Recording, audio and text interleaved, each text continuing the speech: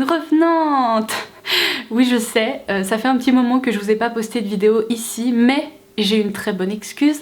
Si vous me suivez sur les réseaux sociaux, vous savez peut-être que la grippe est passée par chez moi. C'était absolument merveilleux, j'ai passé quelques jours atroces, qu'on se le dise. J'ai eu le droit à tout, aux courbatures, à la fièvre. La journée, je crevais de froid, j'avais beau mettre 3 manteaux, ça n'allait pas mieux.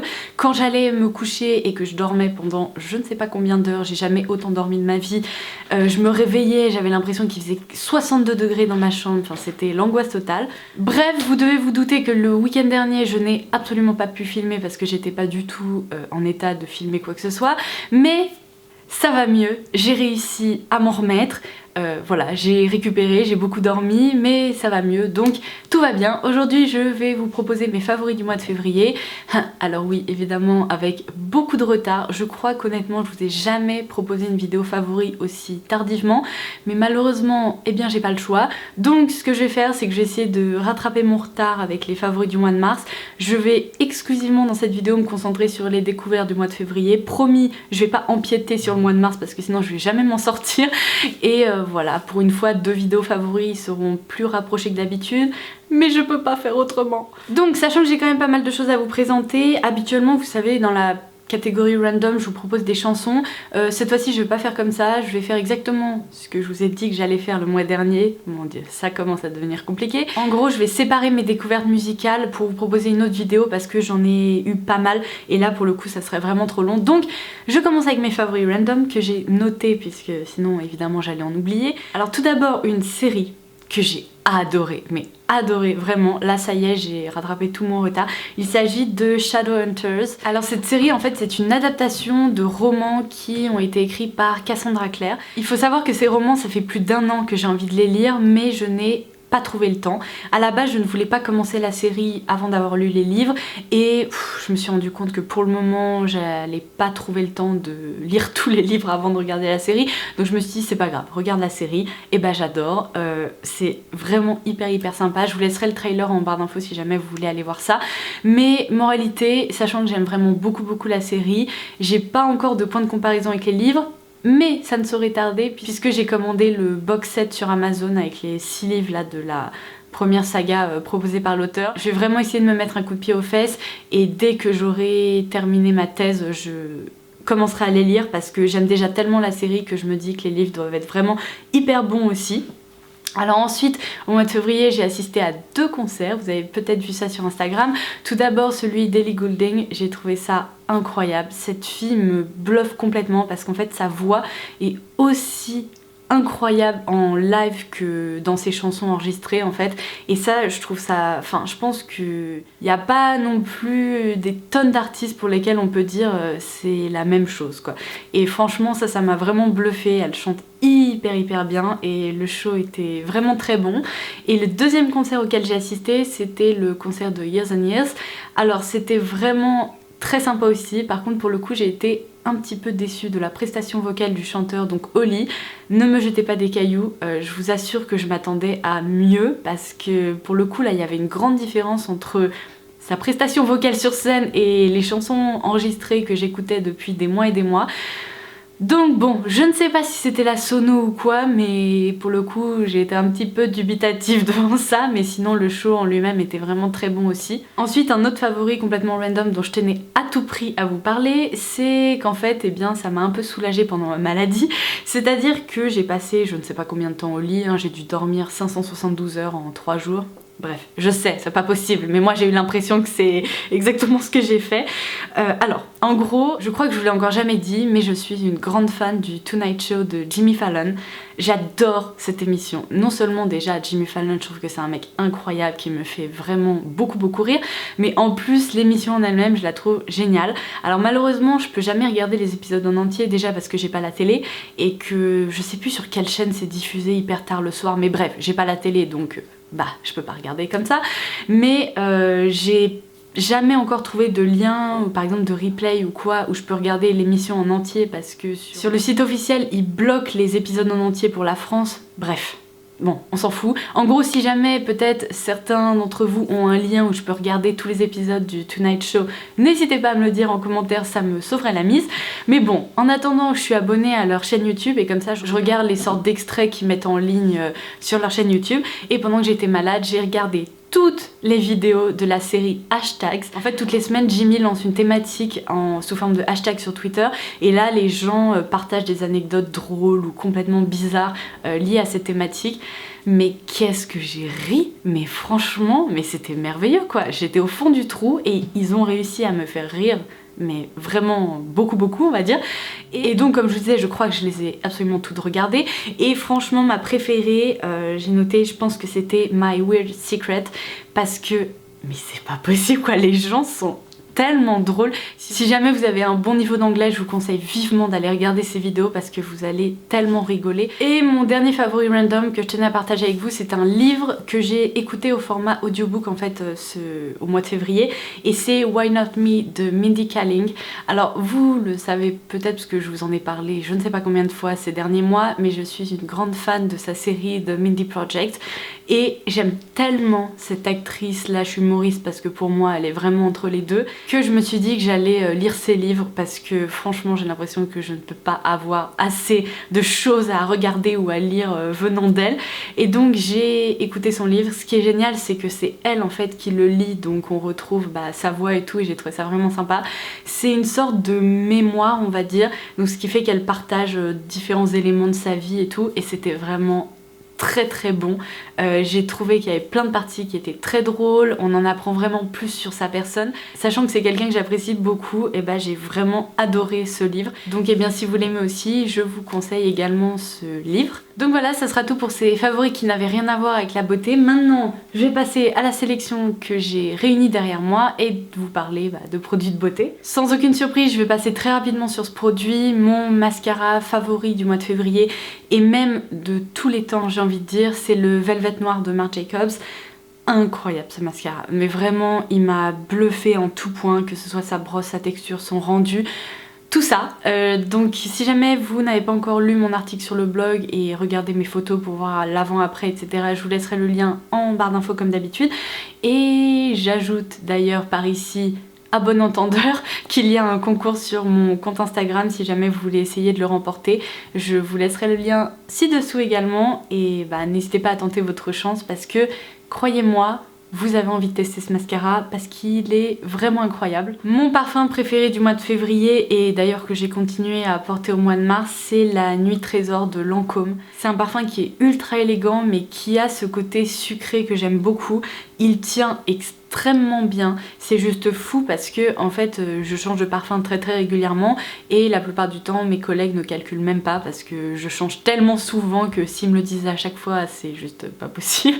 Mais pour ce parfum j'ai eu pas mal de commentaires de la part de mes collègues ou même de mes amis parce que il se sent vraiment, enfin il tient vraiment et ce qui fait que vu que peut-être il se discerne plus que d'autres de mes parfums, et tout le monde m'a dit mais t'as changé de parfum, qu'est-ce que tu portes et tout. Donc ça je pense que c'est un bon indicateur pour dire que il a vraiment du caractère et il est, enfin pour moi il est vraiment incroyable ce parfum. Si jamais vous voulez en savoir plus concernant ses notes, etc., je vous ai également rédigé une revue détaillée sur le blog. J'ai fait de très belles découvertes chez Nars au mois de février. Je vous ai rédigé des revues également, donc si jamais, pareil, vous voulez voir des photos avant-après, par exemple de ce produit pour le teint ou alors le rendu de ces rouges à lèvres sur les lèvres, je vous invite également à aller faire un tour sur le blog. Mais en gros, j'ai adoré porter le Velvet Matte Skin Tint de Nars, qui est leur nouvelle crème teintée au fini mat et qui est en fait beaucoup plus pigmentée qu'une crème teintée, ou tout du moins de l'idée de la crème teintée qu'on se fait en général, c'est-à-dire un fini assez transparent qui se voit très peu sur la peau. Là en fait le rendu est très naturel, un peu effet seconde peau, mais c'est un produit qui camoufle hyper bien les rougeurs etc. Donc allez voir, je vous dis, la photo avant-après parce que beaucoup d'entre vous ont été bluffés et m'ont dit mais c'est juste fou pour une crème teintée que le rendu soit aussi genre unifiant, enfin bref. C'est un produit qui est vraiment incroyable et qui pourtant est très léger sur la peau, donc j'ai beaucoup aimé le porter. Et ensuite les deux rouges à lèvres que j'ai le plus porté au mois de février, c'est tout d'abord la teinte Rose Cliff dans la gamme en fait de rouge à lèvres classique. C'est un nude qui est absolument sublime. Je vais vous faire un petit swatch. En fait c'est un beige mais avec des sous-tons très légèrement rose poudré, presque un petit peu mauve beige en fait quand on y pense, et sur les lèvres le rendu est juste sublime. En plus il tient très bien, donc je l'aime beaucoup. Et l'autre teinte que j'aime beaucoup qui est un peu plus rouge pour le coup, c'est Band Red, et donc hop je vais mettre ça juste à côté. Comme vous pouvez voir c'est vraiment un rouge un peu brique mais pas trop orangé et qui est pas trop violent non plus à porter. Donc ce sont deux teintes en fait assez neutres, mais ce sont vraiment des neutres un peu mutés et améliorés, et donc j'ai beaucoup aimé les porter. J'ai découvert au mois de février un gel douche exfoliant de chez Lush qui est le gratte-ciel. Et bien je l'aime beaucoup, je m'y attendais pas parce qu'en fait je vais vous montrer. Alors par contre c'est super chiant, en fait c'est enrichi en sel et à chaque fois il y a des résidus justement de grains de sel qui se déposent, et à chaque fois qu'on l'ouvre et qu'on le ferme on s'en met partout. Ça c'est vraiment pas très pratique, mais en gros il se présente comme ceci. Donc c'est vraiment... Oh, déjà son parfum est fou, ça sent hyper bon, c'est frais, légèrement citronné.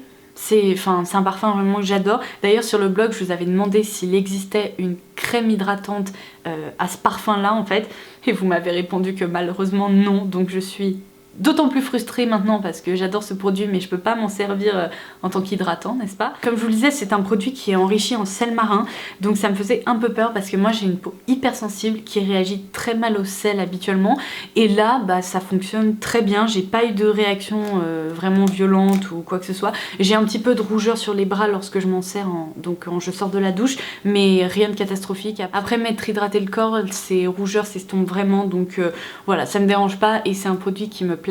Les deux highlighters que j'ai le plus porté au mois de février et qu'évidemment je continue de porter, ce sont... Alors c'est tout d'abord l'highlighter Nude Air de la collection Glowing Gardens de Dior que je vous avais également présenté sur Instagram.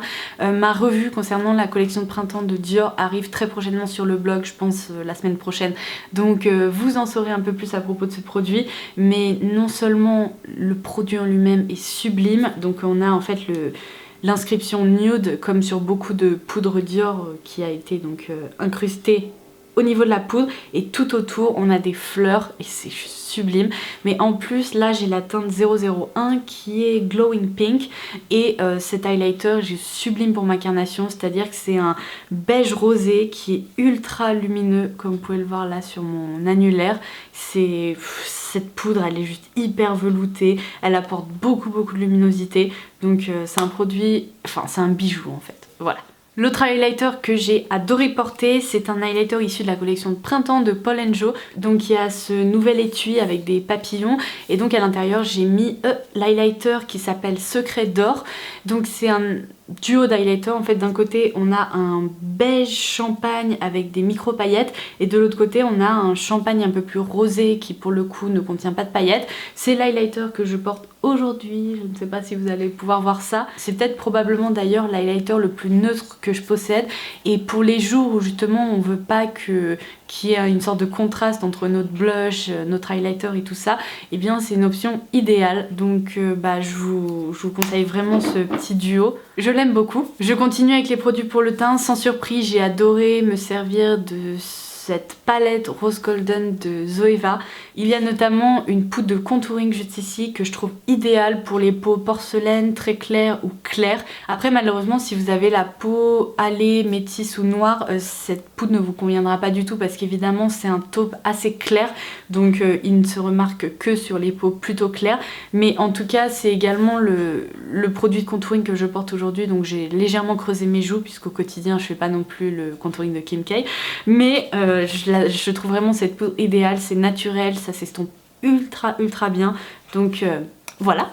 Et le blush que j'ai adoré porter parce que c'est vraiment un bijou et j'ai envie d'en profiter au maximum, c'est le blush Sunkissed Ribbon de Chanel que je vous ai déjà présenté ce mois-ci, le mois dernier maintenant puisque nous sommes déjà au mois de mars, mais je l'adore, je le trouve vraiment sublime, il apporte beaucoup d'éclat, c'est un rendu hyper naturel et en même temps ça apporte vraiment un petit coup de boost sur les joues, donc Voilà pour ça. Le plus gros changement je pense dans ma routine beauté au mois de février, c'est que j'ai incorporé des produits naturels en fait dans ma routine soins, chose que je n'avais pas faite depuis toujours en gros on va dire, parce que vous me connaissez, je suis hyper sensible aux odeurs et comme je vous l'ai expliqué dans ma revue détaillée de cette marque là donc qui s'appelle Estelle & Tilde, donc dans ma...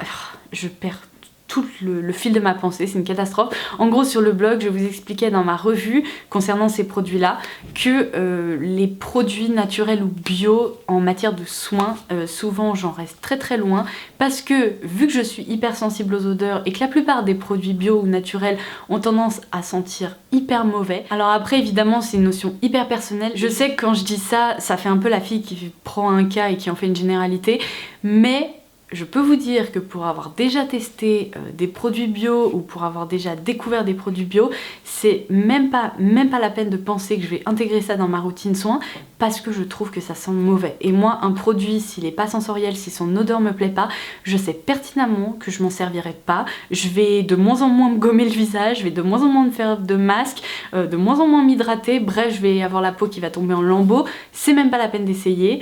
Voilà, je saurais pas vous expliquer, mais je suis vraiment trop sensible à ça. Et quand je considère qu'un produit sent mauvais, c'est même pas la peine d'essayer. Je déteste, je comprends pas comment on peut se dire ouais c'est pas grave, c'est naturel, je vais me mettre ça sur le visage. Mais what? Pour moi si ça pue, on s'arrête là, c'est même pas la peine d'aller plus loin. Et pour une fois, j'ai découvert une marque dont les produits sentent hyper bons. Alors évidemment c'est personnel encore une fois parce que ça se trouve certaines personnes vont trouver qu'ils sentent pas bon, mais moi en tout cas je peux vous dire que pour être sensible à tout ce qui est odeur etc, j'ai trouvé que la sensorialité chez cette marque était vraiment au rendez-vous. Donc j'ai plusieurs produits que j'ai intégrés à ma routine soins, à savoir un gommage qui contient des micro-grains qui est hyper agréable, une lotion hydratante de jour qui est en fait une sorte de crème de jour un petit peu plus aqueuse, mais également un masque détox.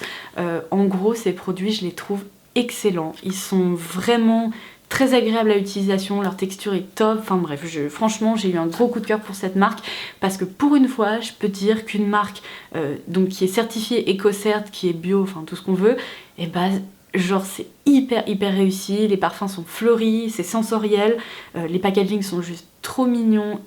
Tout est réussi selon moi dans cette marque, donc si comme moi vous avez du mal avec le bio, le naturel et tout ça, franchement jetez un coup d'œil à ces produits là parce qu'ils valent vraiment le détour. Et enfin ma dernière très jolie découverte du mois de février, ça a été les Infaillibles Matte Max, je crois qu'il s'appelle, de L'Oréal. Je vous ai fait une revue premières impressions sur ces produits, donc je vous la laisserai en barre d'infos si jamais vous ne l'avez pas encore vu.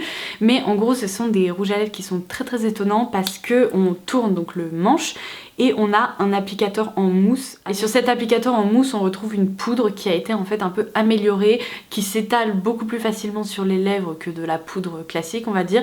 Et déjà un rouge à lèvres en poudre, je trouve ça hyper étonnant, mais en plus je m'attendais vraiment à un résultat pas top, à avoir des pigments qui tombent sur le menton ou alors à une tenue catastrophique. Et franchement j'ai été très agréablement surprise par les teintes que j'ai eu l'occasion de tester. Donc évidemment je tenais à ajouter une petite mention d'honneur pour ces produits dans ma vidéo favori. Et voilà, ça sera tout pour ces favoris du mois de février. Évidemment je vais me précipiter de vous monter cette vidéo pour la mettre en ligne au plus vite parce que sinon d'ici fin mai vous allez découvrir mes favoris du mois de février et c'est juste pas envisageable. Donc voilà, je vais m'arrêter là pour ces favoris. J'espère que ça vous aura plu. Je vous embrasse très fort et je vous dis à très vite. Bye bye.